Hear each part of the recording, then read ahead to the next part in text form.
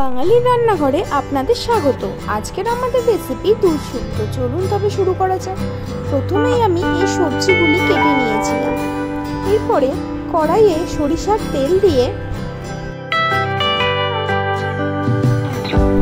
প্রথমেই আমি আলুগুলি, রাঙালুগুলি সামান্য পরিমাণে নুন দিয়ে হালকা করে ভেজে নেব।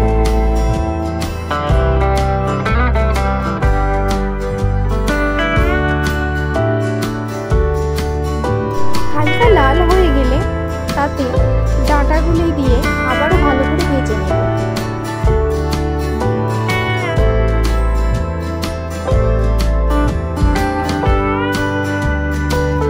সব সবজিগুলি অল্প অল্প করে দিয়ে আমি ভালো করে ভেজে নেব।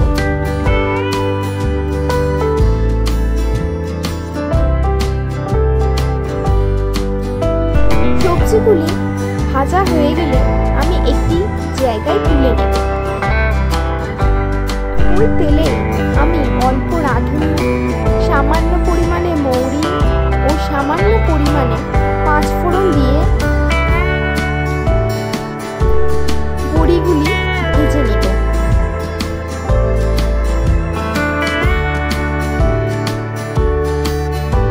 বড়িগুলি হালকা ভাজা হয়ে গেলে ভেজে রাখা সবজিগুলি দিয়ে দেব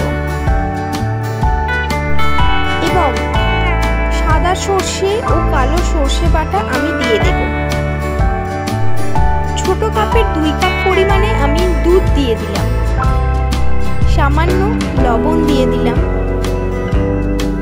আবারও কিছুটা পরিমাণ মতো দুধ দিয়ে দিলাম।